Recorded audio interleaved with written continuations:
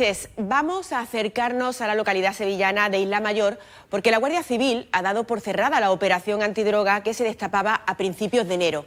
Son 11 los detenidos, entre ellos 4 agentes de la Benemérita. Fíjense, medio cuartel del pueblo, y todos están acusados de colaborar en una red que introducía hachís por el Guadalquivir. Lo cierto es que la operación ha conmocionado al municipio, que se encuentra en plena marisma y cuyo motor económico es el cultivo de arroz y la pesca del cangrejo. Una extensa zona surcada por canales y caminos, difícil de controlar y donde los presuntos narcotraficantes, ahora en prisión, habían encontrado el lugar perfecto para actuar. El Bajo Guadalquivir, un paisaje que la mano humana ha ido transformando a lo largo de los siglos. Un dédalo de marismas, caminos de tierra y vías de agua en el que los habitantes de la zona se han ganado la vida desde siempre, primero con la pesca o después con el cultivo del arroz. Un lugar propicio para todo tipo de intercambios.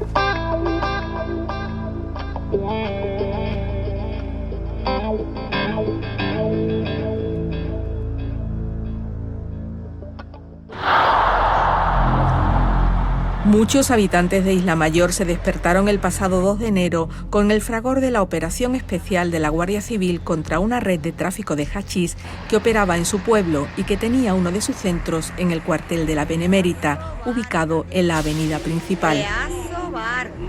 El sargento del puesto y otros 3 guardias, la mitad de la dotación del cuartelillo, fueron detenidos y puestos a disposición de la Audiencia Nacional junto a otros 2 vecinos. La aprehensión de un alijo de 1.600 kilos de hachís la semana anterior fue el preludio de una operación que llevaba tiempo gestándose. De aquella orilla, que ya sí que pertenece a Isla Mayor, lo que vemos es el polígono Príncipe de Gales, polígono agrícola y ganadero, en el cual diferentes vecinos de Isla Mayor tienen sus instalaciones para guardar su maquinaria, tractores, aperos, los típicos útiles de labranza para el cultivo del arroz, y es donde se han encontrado en una de las naves las 2 barcas, 2 de ellas se han encontrado en una de las naves de aquí, que era propiedad, las naves de gente de San Lucas de Barrameda. Unas naves situadas al lado del pueblo, con acceso directo a un caño que comunica con el río Guadalquivir. Aquí guardaban las embarcaciones incautadas, 2 de ellas lanchas con potentes motores, similares a las que operan en el estrecho, pero poco habituales hasta ahora en la zona. Isla Mayor roza los 6.000 habitantes. Segregado en 1994 de la vecina Puebla del Río, el pueblo nació a mediados del siglo pasado de la colonización de las marismas del Bajo Guadalquivir, convertidas hoy en la mayor superficie arrocera de España. En este pueblo salen más de 100 millones de kilos de arroz blanco, producido con una técnica medioambientalmente respetable, que es la producción integrada. Vivimos del cangrejo, que ha estado a punto de perderse este año por una serie de cuestiones y por una denuncia de los ecologistas, que al final se ha arreglado gracias al acuerdo de las 2 administraciones. Somos los segundos mayores productores de cangrejo del mundo, también se exporta a distintos países, y de eso vive el 99,9% de los habitantes de este pueblo. El tema del tráfico, yo creo que es una epidemia a nivel mundial. Geográficamente estamos emplazados en un sitio cerca del Guadalquivir, con un canalito o un canal que se llama el Raso de los Jerónimos, y eso lógicamente propicia estos movimientos. Desde Sanlúcar de Barrameda, Guadalquivir arriba hasta Sevilla, operan desde hace años redes que introducen hachís desde Marruecos. La droga se alija en puntos intermedios. Se teme que la actividad, hasta ahora más centrada en las riberas del río, se haya extendido por una amplia zona de marismas. En la segunda fase de la operación, a principios de este mes, se practicaron 5 nuevas detenciones. Es una operación importante, donde lo que se demuestra es que el que la hace la paga, sea quien sea, y que el Estado de Derecho funciona, caiga quien caiga. Y en este caso, pues la investigación de la Guardia Civil ha llevado a la detención de 11 personas, en concreto de ellos 4 guardias civiles, demostrándose que funciona tanto la Guardia Civil como los cuerpos y fuerzas del Estado en general en la lucha contra todo aquel que evidentemente se salta la ley y utiliza un asunto como el narcotráfico para el lucro Las consecuencias de un negocio tan lucrativo como el de la droga en una economía local son siempre devastadoras. Lo saben bien quienes se dedican a luchar contra la drogodependencia. Que aquí casi también la mayoría de personas que yo veo tienen problemas con drogas, pero tampoco se dedican al tráfico o a trabajar con el tema de droga y eso. Creo que utilizan el pueblo y eso más de paso. No toda la que cogen se queda aquí. La utilizan como... Está el río, también está la parte cotoñana y eso, hay aquí muchas tierras, entonces hay muchos caminos que lo tienen que conocer, ¿no? Los que están aquí y eso, entonces tiene muchas salidas. Otros pueblos, por ejemplo Puebla y Coria y eso, pues parece que están más cerrados, que tienen una salida solo, pero aquí hay muchas salidas de poder traficar. Localidades que son puntos de almacenaje y distribución o lugares de paso en una ruta más larga. Siempre está el rumor, ¿no? Siempre está el rum de típico vecino que, bueno, que ahora dice que lo sabía todo, etcétera. Yo entiendo que habrá gente que sabrá mucho. La gente sabía que aquí había algo, pero que tampoco la magnitud y la importancia de lo que se ha levantado. Que por un lado también está bien. Por un lado está bien también que se descubran estas cosas y se erradiquen. Pero la verdad que el rum de la gente pues era poco, pero no este volumen. Este volumen ha sido brutal. Nos temíamos. Bajo cuerda se hablaba algo, de que había movimiento. Esto no es nuevo, ¿eh? O sea, hay quien lleva bastantes años. Comprar voluntades, sobre todo cuando hay dinero, parece ser que es bastante fácil. No es una novedad, pero esperemos que esto, desde luego, sirva para que la droga o el narcotráfico se erradique de esta zona durante bastante tiempo. La lucha contra el narcotráfico constituye una de las prioridades de la acción del Gobierno en materia de seguridad. Somos conscientes que tanto en la zona de frontera como en la desembocadura del río es tradicional el que exista un mayor riesgo de narcotráfico, pero la actuación de los cuerpos y fuerzas del Estado está teniendo un nivel de eficacia que solamente en la desembocadura del río Guadalquivir significa un incremento de un 57% de las aprehensiones respecto al año pasado. Señal de que se están poniendo medios, de que se está haciendo un gran esfuerzo por parte de los profesionales y que se está haciendo un seguimiento especial en la lucha contra el narcotráfico, tanto en desembocadura de ríos como en lo que es el estrecho de Gibraltar, especialmente en el campo de Gibraltar, donde las aprehensiones el año pasado fueron 58 toneladas. En Isla Mayor temen que la presión policial en las costas gaditanas y el blindaje del río Guadarranque en el municipio de Los Barrios para impedir la entrada de narcolanchas provoque de rebote un aumento del tráfico en otras zonas. Yo creo que aquí ya hay que empezar a poner soluciones y eso no lo tienen que hacer los ayuntamientos ni los vecinos, eso lo tienen que hacer las administraciones competentes. Yo entiendo que estamos pasando una época muy mala, una época en la que los cuarteles de la Guardia Civil pues, se están en cuadro, no hay agentes, nos pasa también en los municipios, no tenemos agentes de la policía local, pero yo creo que ya es el momento ya de que las administraciones competentes pongan las soluciones que tienen que poner encima de la mesa. Simplemente es controlar una desembocadura. La verdad que no creo yo que sea tan costoso para los problemas que está generando en la sociedad. Bueno, es que Guadalquivir es una vía, es una autopista de entrada de la droga y eso lo sabe toda España y todo el mundo. Marruecos está muy cerca, hay unos márgenes de beneficio muy grandes. Si en el estrecho hay un sistema que creo que se llama el SIP o algo así, pues posiblemente haya que poner uno en el brazo de los Jerónimos o en la medianía del Guadalquivir. Y eso técnicamente existe y es posible. Y eso se consigue, lógicamente, con dinero, con medios. Y es la única forma de cortar el paso de la droga por aquí. De la preocupación y la vergüenza iniciales se ha ido pasando a la indignación. En Isla Mayor muchos sienten que la imagen de su pueblo se ha visto dañada de forma injusta. Sí, que entiendo que ha pegado aquí un boom muy fuerte con el tema ese, pero que yo no... Lo que tienen que hacer es sacar trabajo y... Que yo no me meto en la vida de nadie, ni quiero saber nada de la vida de nadie. Que la gente se pueda buscar la vida... Que a mí lo que me da coraje es eso, que al pueblo lo estén tirando por tierra por una cosa que eso bien puede pasar aquí, bien puede pasar en todos lados. Que aquí la mayoría nos ganamos la vida como bien podemos, un ajín. Pasa que... El cangrejo, no debe trabajar. Eso es lo que me interesa. Y el arroz. Bueno, el que no me lo quiten, porque si me quita el cangrejo, como digo yo, como hay perro. Que la gente anda mucho bombo con una cosa, pero no sacan tampoco el otro perfil del pueblo. El problema real no lo sacan. Exactamente. El problema real no lo sacan. Que lo quieren quitar la manera de comer que tenemos. Nos quieren tragar ríos, nos quieren quitar cangrejos. Ya nos quitaron hace 8 o 10 años, quitaron la angula y la anguila. ¿Sabes? Nos quieren quitar todo lo que tenemos.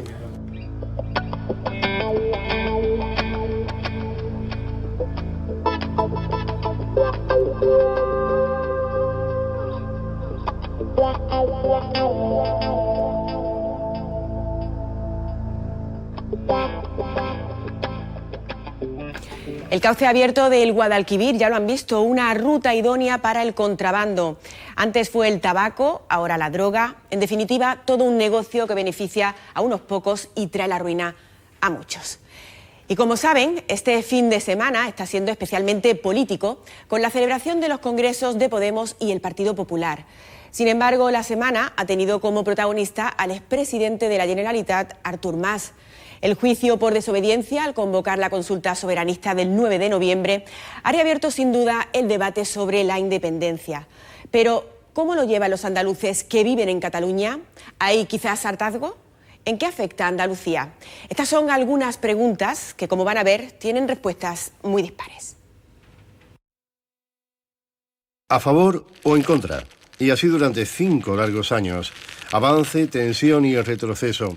El fiel de la balanza que marca el punto intermedio es Cataluña, un término dividido entre 2 opciones irreconciliables que están dejando poco margen para el acuerdo. A estas alturas, o se es soberanista o todo lo contrario, porque el catalanismo autonomista tradicional ha desaparecido y la equidistancia se va quedando sin espacio. Esta noche 2 andaluces de Cataluña, o si lo prefieren, 2 catalanes de origen andaluz, nos ayudarán a comprender un conflicto de valores que esta semana ha vivido un nuevo episodio cargado de simbolismo.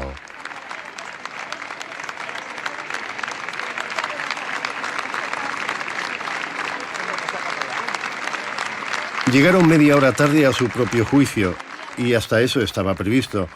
Como lo estuvo desfilar bajo el Arco del Triunfo o pasear por el barrio del Borne, la cuna del soberanismo barcelonés. Era sin duda el camino más largo para llegar al Tribunal de Justicia y también el más simbólico.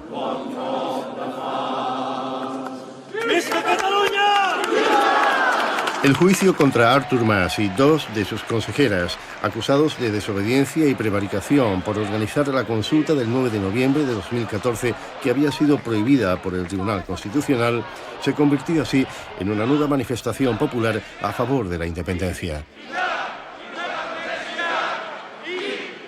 Es un episodio singular, aunque hay 2 formas de verlo.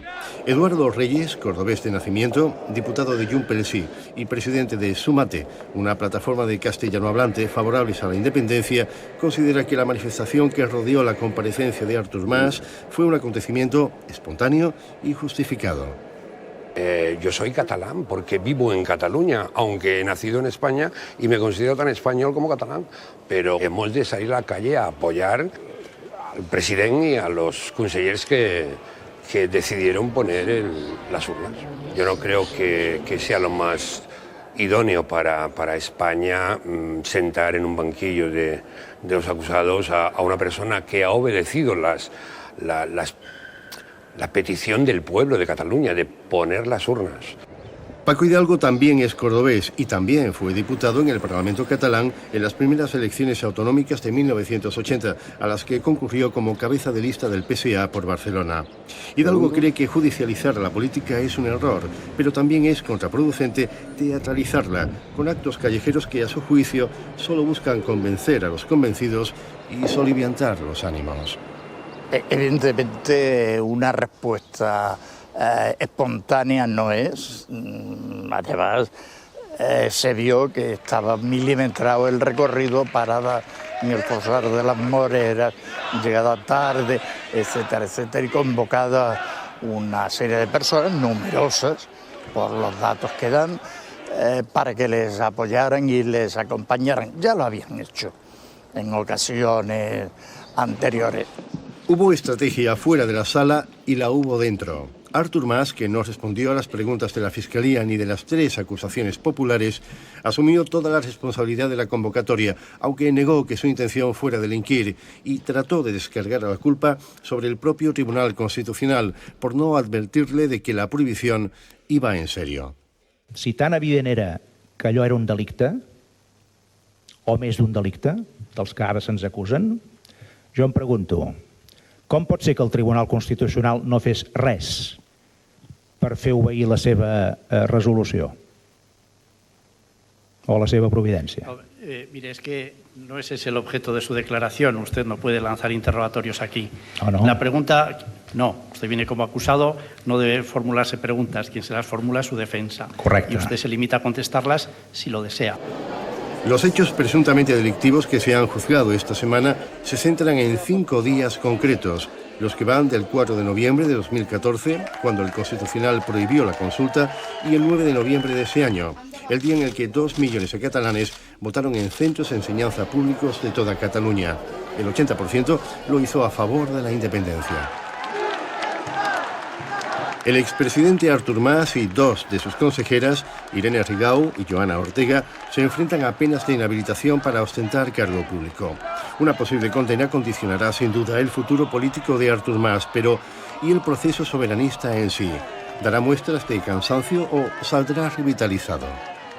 Lo que puede pasar es que Cataluña va a ser un país independiente, va a ser una nación, un Estado independiente, y que automáticamente eso va a ser un ejemplo que le vamos a dar al resto de España para que también cojan las riendas de su futuro y no lo dejen en manos de unos políticos que al fin y al cabo son los herederos de los que han mandado durante toda la vida. Ir haciendo una convocatoria detrás de otra es una postura perjudicial para la población en general, muy particularmente para quienes no quieren o no son partícipes del proyecto independentista, y además eso va creando una cierta frustración, un cierto resquemor que espero que no llegue a más, porque no podemos olvidarnos de que Cataluña es España y España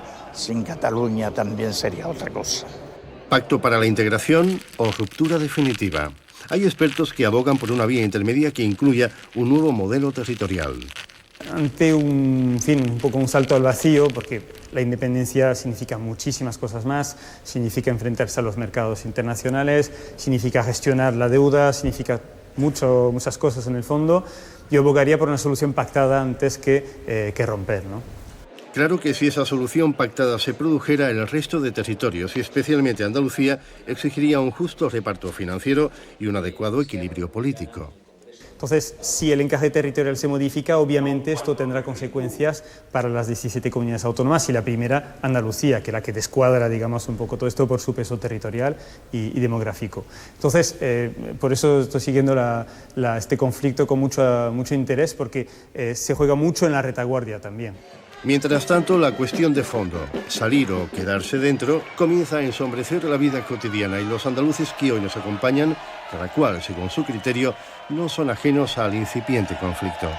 Está afectando en que nosotros aquí cada vez nos sentíamos igual catalanes como españoles, y a través de lo que nos están haciendo hay mucha gente que está empezando a dejar de sentirse español, porque no es un orgullo sentirse español de la manera que están tratando al resto de España. Ya está afectando cada vez, se están radicalizando más las posiciones, y además está provocando que el diálogo sea cada vez más difícil, y hay una preocupación general dentro de un sector de la población, sea, repito, andaluza o no, que piensa que a dónde vamos.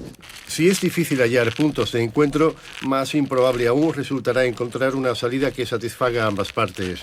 En este largo e infructuoso proceso, hasta lo anecdótico parece jugar en contra del consenso.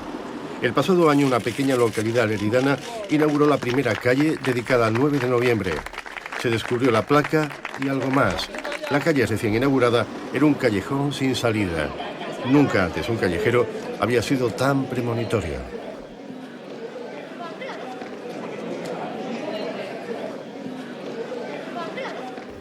Pues el debate sigue abierto, pero el juicio a Mas ha quedado visto para sentencia. Nos introducimos ahora en el mundo de la lectura, porque son muchos los libros que se publican en España, o eso es lo que al menos señala la agencia del ISBN. Según sus datos, son 81.000 los libros que se publicaron el año pasado, casi 12.000 en Andalucía. Unos datos que contrastan con el que arroja el Centro de Investigaciones Sociológicas, que asegura que el 35% de los españoles no leyó ningún libro en el último año. Con estas cifras, las cuentas no salen. ¿Acaso se publica demasiado? Y si esto es así, ¿cómo puede ser rentable el sector? O mejor aún, ¿se puede vivir de la literatura?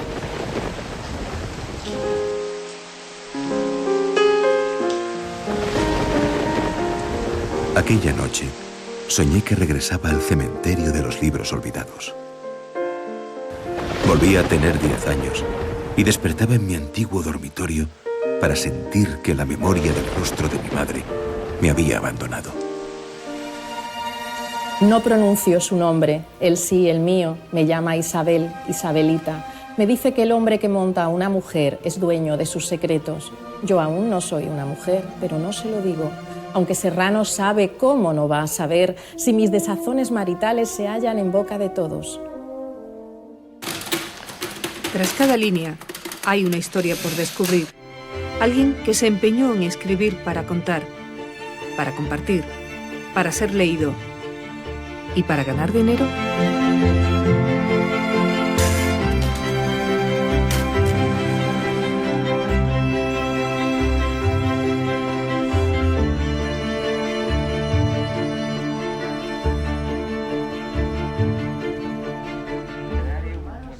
Es Carlos Ruiz Zafón, uno de los escritores más reconocidos de nuestro país. Es el autor español más leído en el mundo tras Cervantes. Ha sido traducido a más de 40 idiomas y sabe lo que significa estar semana tras semana en lo más alto de la lista de los más vendidos. Como ocurre con El laberinto de los espíritus, su última obra, un homenaje al oficio de escribir, ese que aprendió, nos cuenta, siendo lector de esos metros de novelas que en su casa actuaban de elemento decorativo. Yo nunca tuve uno de esos éxitos de la noche a la mañana, de estas cosas que pasan patapum, ¿no? Apareces y desapareces. Ha venido un poco gradual por el sistema del boca a boca en España y en el resto de países del mundo. Poco a poco ha ido calando en los lectores, en libreros, en periodistas. Pero el éxito se mide en Zafón en millones de lectores y eso lo ha convertido en una máquina de bestseller, en una marca, en un negocio seguro para un gigante como Planeta. Y yo mido el éxito más en la medida en que los libros permanecen mucho tiempo ahí. Y para mí esa es una medida más de éxito que no el éxito ese que se puede medir del primer mes, ¿no? De los 2 primeros meses de publicación. Pero ¿qué es lo que hace un libro conectar de este modo con los lectores? Soledad Calán ha pasado por todas las facetas del mundo editorial. Lectora, correctora, editora, columnista. Lleva años impartiendo talleres de escritura y ha publicado ya 2 novelas. El diablo en el cuerpo, sobre la agitada y sexual vida de Isabel II, le mantiene la sonrisa en los labios. Vivo para escribir, no escribo para vivir. Y creo que eso es lo que hace un escritor, o creo que ese es el planteamiento de un escritor. Desde un punto de vista económico, te diría que en España es un verdadero ejercicio de ficción vivir de la literatura o vivir de la escritura. Y sería utopía si hablásemos de poesía.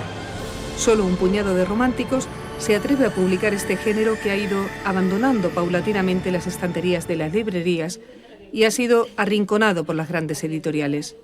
La isla de Siltolá es una excepción.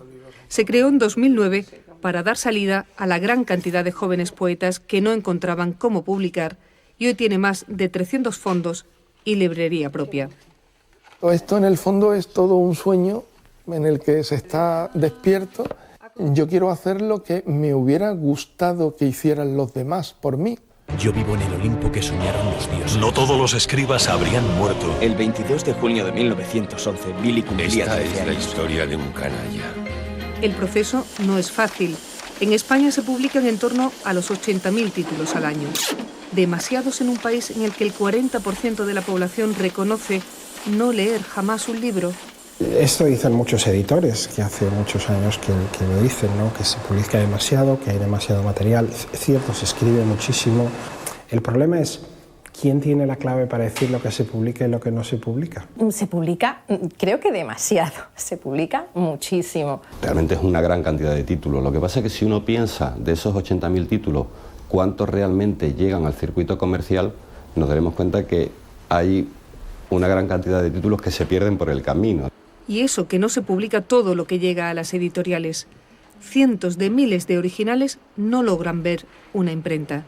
Por ejemplo, en la editorial Algaida del Grupo Anaya llegan unos 2.000 al año. Publican en torno a 30 o 40 libros e incluyen ahí los de autores contratados y pedidos. No hay cabida para todos. El escritor novel tiene que plantearse objetivos en consonancia con lo que es su propia trayectoria y su propia obra, ¿no? Y quizás no hay que empezar desde arriba. Hay mucho aficionado en este mundo de la literatura, hay mucho valiente, mucha persona que decide enviar un manuscrito sin la más mínima calidad a un editor. El común de los mortales, como podríamos decir, pues es alguien que tiene que autopublicarse muchas veces, o que si no te autopublicas tienes que ir enviando el manuscrito a una editorial, a otra editorial. La criba ya es importante. Una vez que pasa, el camino no es menos duro. El proceso creativo depende de cada escritor y de cada obra, pero difícilmente lo compensan las retribuciones por su venta. Hagamos cuentas. Si un libro cuesta 10 euros, 1 se lleva el autor, si no tiene agente literario, claro. Otro, la imprenta. 6, el distribuidor y el librero. Y 2, para el editor. Así que, ¿cuántos libros tiene que vender el escritor para que pueda vivir de ellos? Hay libros de poesía que se hace una tirada pequeña, una tirada de 500 ejemplares, y el compromiso con el autor pues puede ser que los derechos de autor de esa primera edición pues sean un número de ejemplares. Hay otros casos que puede haber adelantos o puede haber el 10% de derechos. Vivir de un 10% de derechos de autor en una edición normal y de un 6% en edición de bolsillo es imposible.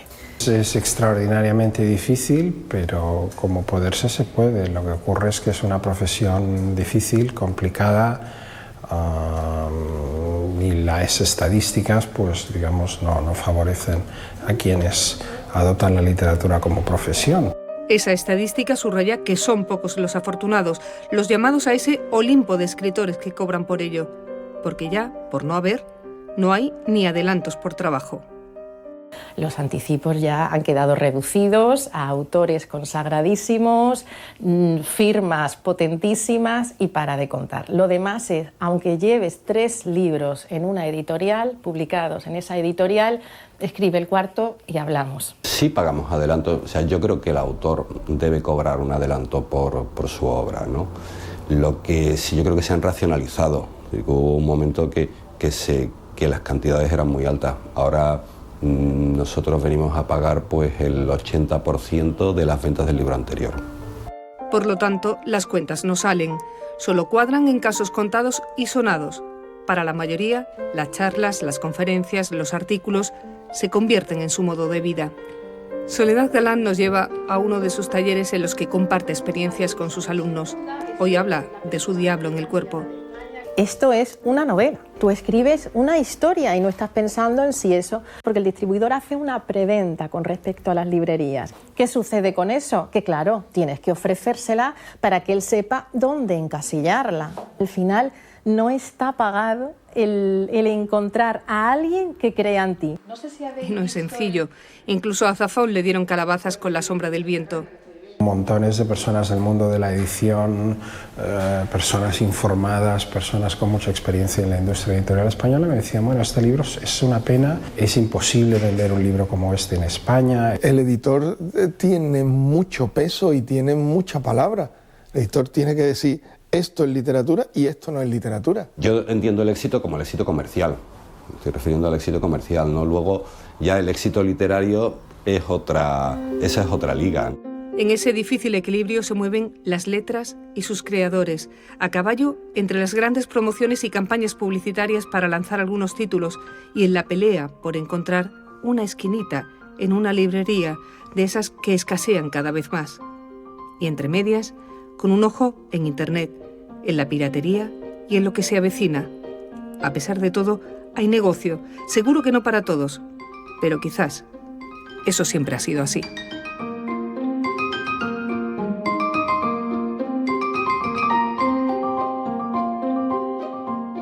Lo que está claro es que detrás de cada libro no solo hay una historia por descubrir, sino alguien que quiere fomentar la lectura y que se pueda vivir de ello.